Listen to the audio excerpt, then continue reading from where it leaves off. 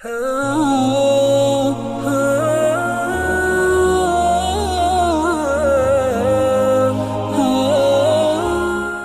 جب حضور کسی مجلس میں ہوتے تو مختلف لوگ مختلف کاموں میں ہوتے، تو حضور الگ نہ بیٹھے رہتے، حضور بھی کسی کام میں شامل ہوتے۔ ایک سفر پہ جب پڑاؤ ہوا تو کوئی جانور ذبح کرنے لگا اور کوئی چولہا سیدھا کرنے لگا اور کوئی اور کام کرنے لگا، تو حضور بھی ایک سمت چل دیے۔ تو لوگوں نے کہا آپ کدھر جا رہے ہیں؟ فرمایا علیہ جم الحطب، میں لکڑیاں اکٹھی کر کے لاتا ہوں۔ تو عرض کی حضور ہم کس لیے، ہم نوکر ہیں آپ کے۔ تو حضور نے فرمایا میں یہ پسند نہیں کرتا کہ لوگ کام کریں اور میں معتبر بن کے بیٹھا رہوں۔ آج کی دنیا میں سب سے زیادہ تحقیق جس بات پہ ہو رہی ہے وہ ہے ٹائم مینجمنٹ، کہ آپ اپنا وقت کیسے بچائیں۔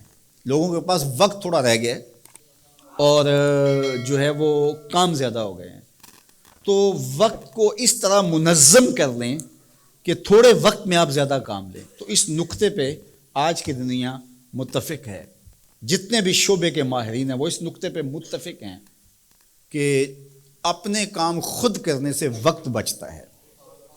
اور یہ میرے اور آپ کے آقا و مولا نے صدیوں قبل بتایا، نبیوں کے امام ہو کر کے حضور نے بتایا کہ ہم اپنے کام خود کرتے ہیں تاکہ وقت بچایا جائے، وقت کی قدر و قیمت کو سمجھا جائے۔ وقت کے حوالے سے میں کہتا ہوں اس شعبے کے ماہرین حضور کی صرف ایک حدیث کو دیکھ لیں، کائنات میں اس شعبے میں اس سے بہتر آپ کو کوئی رہنمائی نہیں ملے گی جو میرے حضور نے دی۔ من حسن اسلام المرء ترکہ ما لا یعنی ہے، کسی شخص کے اسلام کا جمال اور حسن یہ ہے کہ وہ ہر بے مقصد کام کو چھوڑ دے۔ جب ہم اپنی زندگی سے بے مقصد کاموں کو نکالتے جاتے ہیں تو زندگی منظم ہوتی ہے۔ ہم بہت زیادہ اپنے اوپر بوجھ بے مقصد کاموں کا جو ہے وہ رکھا ہوتا ہے، اس کو ہم چھانٹی کرتے رہیں۔ ہم 5 دن 4 دن 6 دن 8 دن کے بعد اپنی جیبوں میں ہاتھ ڈال کر کے چیزیں نکالتے ہیں، یہ کارڈ یہ بھی فضول ہے، یہ بھی چیز وقت اس کا بھی گزر گیا، اس کو کئی چیزیں پھینک دیتے ہیں۔ گھروں کے اندر کئی چیزیں سنبھال کے رکھتے رہتے ہیں، لیکن 6 ماہ بعد 4 ماہ بعد صفائی کرتے ہیں تو یہ بھی ہلکا پھلکا کرتے ہیں۔ ہم اس طرح اپنے کاموں پہ بھی غور کریں کہ ہماری کون سی مصروفیات ہیں جو ہمیں تھکا رہی ہیں، لیکن اس کا ہماری زندگی سے، ہماری آخرت سے، ہمارے اخلاقیات سے، ہمارے کردار سے، اللہ کی مخلوق سے کوئی تعلق نہیں۔ ہم خام خواہ کے تھک رہے ہیں صبح سے لے کر شام تک، تو اپنی زندگی کا جائزہ لیں، اپنے معمولات کا جائزہ لیں، اپنے شب و روز کا جائزہ لیں۔ جو ضروری کام ہیں ان کو ترجیحاً آگے لے کر آئیں، جو کم ضروری ہیں ان کو پھر بعد میں لے کر آئیں، اور جو غیر ضروری ہیں ان کاموں سے اپنے آپ کو بچا لیں۔ آپ کا وقت بچے گا۔ سب سے قیمتی شے آپ کو جو دی گئی ہے وہ آپ کا وقت ہے، اور وقت بچانا سیکھنا ہو تو میرے حضور کی سیرت سے سیکھ۔ مجھے بتائیے 302 کا ایک مقدمہ پڑ جائے، صرف 302 کا ایک مقدمہ جھوٹا ہی ہو، آدھی زندگی کھا جاتا کہ نہیں؟ یہ سارے متفق ہیں نا اس پہ۔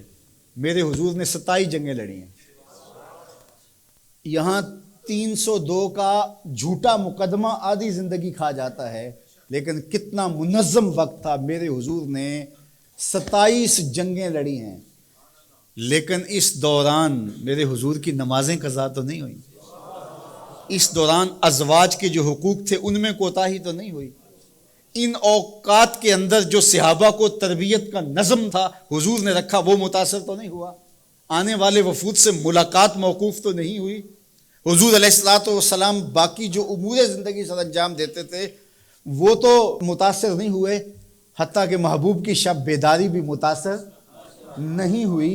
27 جنگیں ہیں، ان کی منصوبہ بندی ہے اور لمبے سفر ہیں، لیکن رات کی نمازیں بھی جو ہے وہ متاثر نہیں ہوتی، بلکہ میرا رب ہو کے کہہ رہا ہے کہ اے چادر اوڑھنے والے محبوب، ساری رات جاگا نہ کر کبھی سو بھی لیا کر، ساری رات جاگا نہ کر کبھی سو بھی لیا کر۔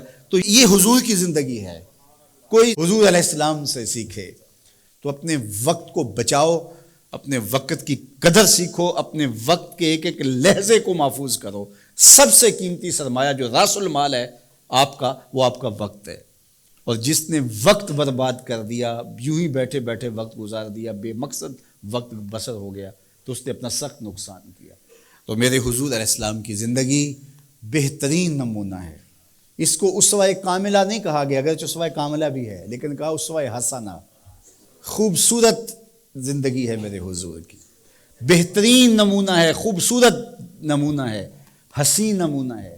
یہ زندگی حضور کی زندگی کے مطابق اگر ڈھالنا شروع کر دو گے تو زندگی گزارنے کا نشہ آنا شروع ہو جائے گا. تو انشاءاللہ یہ مضمون چلتا رہے گا. اللہ مجھے آپ کو اپنی راہوں کا مسافر رکھے.